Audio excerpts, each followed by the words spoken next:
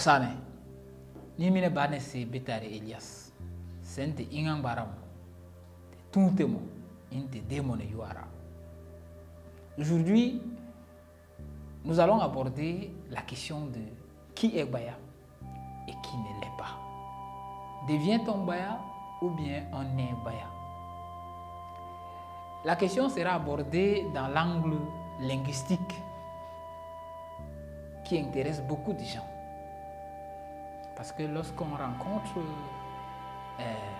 quelqu'un, un individu, qu'on lui dit bonjour, en Baya Mossane, s'il vous répond en français et que vous, dans votre tête, vous vous attendiez à ce qu'il vous réponde en Baya, cela peut choquer dans un premier temps.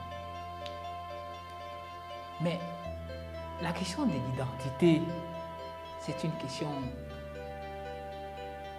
très profonde.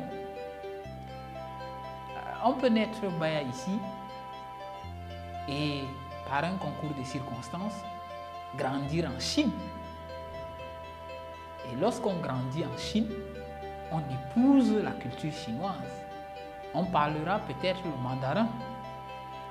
Tout comme on peut grandir aux États-Unis et épouser la langue anglaise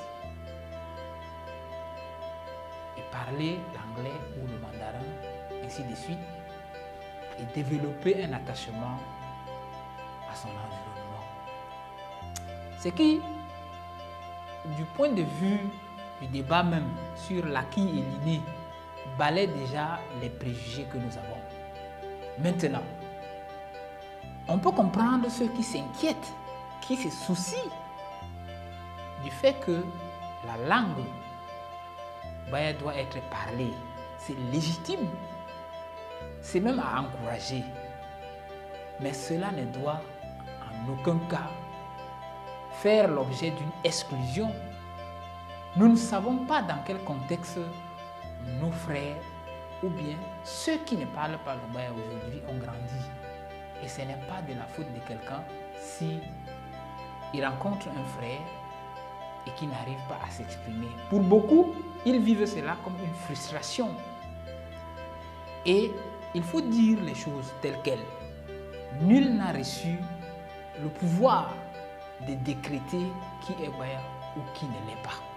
Personne n'a le droit de dire à un fils ou bien à une fille Baya, tu ne l'es pas parce que tu ne parles pas le Baya. Cela, de notre point de vue, n'a pas vraiment, même si c'est légitime, les gens peuvent réclamer cela, mais il faut avancer. Nous sommes dans un monde, dans un nouveau paradigme. C'est-à-dire le monde a évolué et nous ne sommes plus dans le contexte où les Baya se regroupaient entre eux pour former les villages où ils pouvaient vivre dans des régions fermées. Le monde a évolué.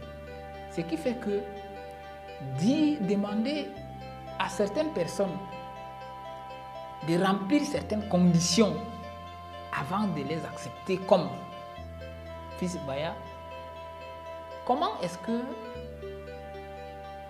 nous allons juger ceux qui ne sont ni des pères ni des mères Baya, mais qui, pour avoir grandi chez nous, ont développé un attachement à notre culture au point où ils ne parlent même pas leur langue maternelle, mais parlent le Baya comme langue maternelle. Le monde d'aujourd'hui, il faut le comprendre, c'est un monde d'échange, d'imbrication, d'échange, de partage. Vouloir renforcer notre culture ne veut pas dire qu'il faut exclure ceux qui ne partagent pas certaines valeurs. L'on peut avoir la langue Baya sans toutefois apporter grand chose à la culture. Tout comme on peut ne pas parler cette langue et être un acteur pour son épanouissement. Nous avons dit dans l'une de nos vidéos que la langue est l'âme d'une culture. Cela va sans dire. Nous ne sommes pas en train de nous contredire. Nous le disons et nous voulons que tous ceux qui s'intéressent et tous ceux qui sont un tout petit peu liés à la culture baya ou bien qui sont les baya doivent apprendre, doivent parler le baya. Mais ce n'est pas un facteur d'exclusion, un facteur de frustration.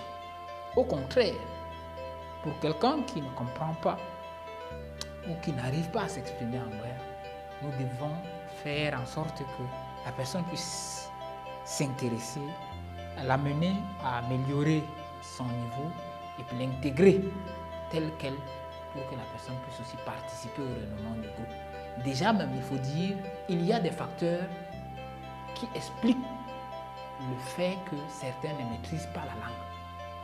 Est-ce qu'il y a une institution qui s'occupe de l'alphabétisation, de l'éducation en langue baya et qui est, je vais dire, répandue de telle sorte que les enfants qui n'ont pas la chance de grandir au village puissent l'apprendre? Ça, j'en doute. Les institutions ou les structures qui existent sont des institutions généralement très réduites et élitistes. Je ne vais pas les citer ici, mais on sait quelles sont les institutions qui s'occupent de la littérature et de la langue baya.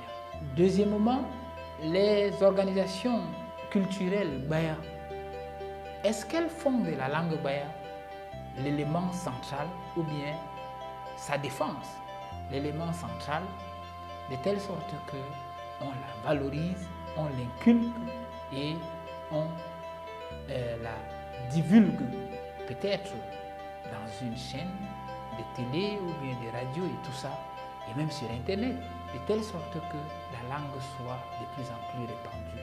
Voici des débats sur lesquels nous devons nous focaliser, mais pas dans l'exclusion, parce que cela ne grandit pas notre peuple. Nous n'avons pas à exclure nos frères qui ne parlent pas le baya.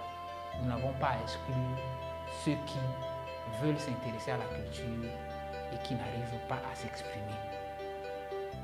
Pour beaucoup, la faute, c'est aux parents qui n'ont jamais voulu apprendre la langue à leurs enfants. Pourquoi donc nous autres voulons condamner ceux-là à rester dans leur coin? Acceptons les gens dans l'esprit de l'unité que confère l'imaginaire de Ngagbayame, qui voudrait que nous désignions toute l'humanité comme Baya.